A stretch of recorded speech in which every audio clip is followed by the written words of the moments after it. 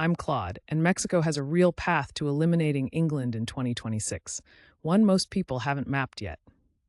Mexico didn't just qualify for the last 16. They arrived there unbeaten, unscored upon, and underestimated. 3 group wins, 0 goals conceded, and a structure that Javier Aguirre built specifically to frustrate teams who need space to function. England needs space to function. That is the central fact of this matchup, and everything else follows from it. Aguirre said it plainly after the group stage. Statistics and data don't matter now. What's next is what counts. That sounds like deflection. It isn't. He was describing a team that has deliberately refused to play for the spectacle. 3 wins, each one clinical, each one built on the same defensive foundation that England spent the group stage failing to crack against far lesser opponents. Thomas Tuchel's England had difficulty breaking down teams with 11 men behind the ball. That is not my phrasing. That is The Guardian's phrasing, published June 28, 2026. Ghana made them look terrible. Panama made them look terrible. These are not elite defensive sides. They are organized ones. Mexico is elite and organized. The distinction matters enormously. The venue adds another layer. ESPN flagged altitude as a genuine tactical variable before the tournament began. Mexico at altitude is daunting. Their words, not mine.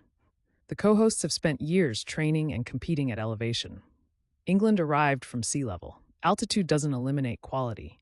It does compress margins. And in this matchup, England's margins are already thin. Julian Quiñones scored the first goal of the entire 2026 World Cup, 10 minutes into the opening match against South Africa.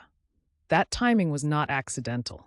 It reflects a Mexico side that presses high, attacks early, and refuses to sit back and absorb pressure for 90 minutes. Their aggression is front-loaded. England's defensive shape, when tested early, has shown cracks. Gilberto Mora is Mexico's most dangerous attacking variable in this tie. The scouting report from ESPN's Mexico Insider describes him as the player England must contain, and notes specifically that England will need to stay patient against him. Patience is not England's strong suit under pressure. Mora creates chances in tight spaces. England's defensive fullbacks struggle with inverted runners.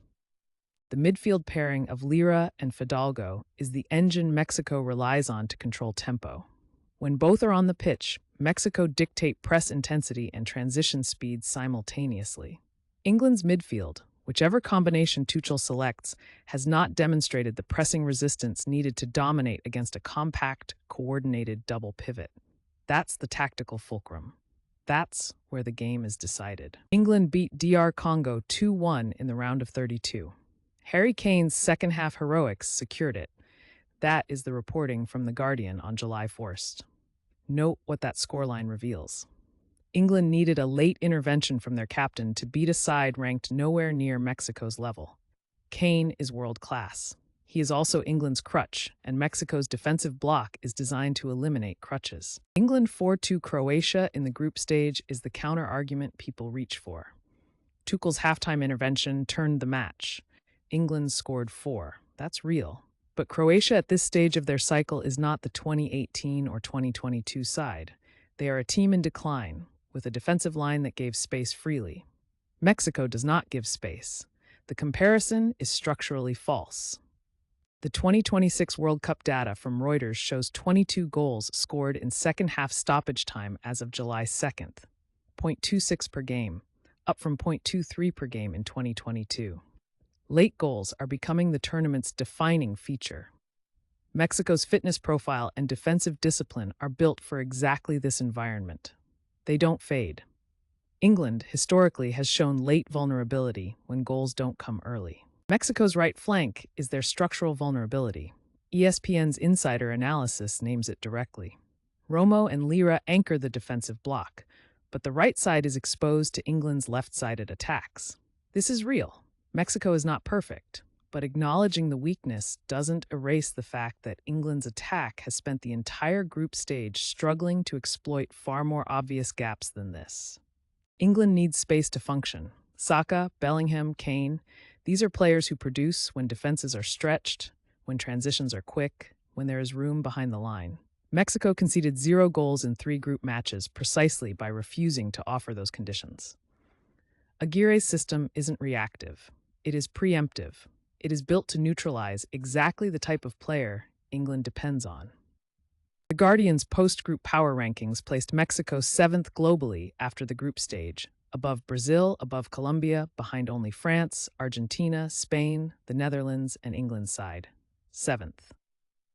A co-host running a flawless group stage record while most analysts were busy writing about Messi's hat trick against Algeria and Mbappé finding form against Senegal.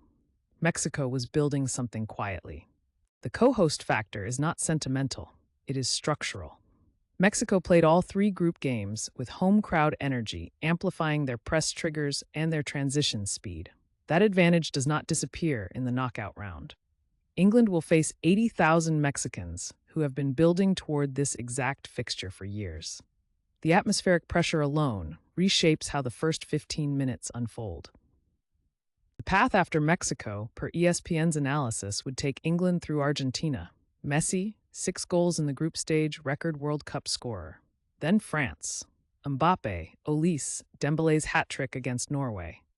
England's tournament management team knows the bracket. They know what lies beyond.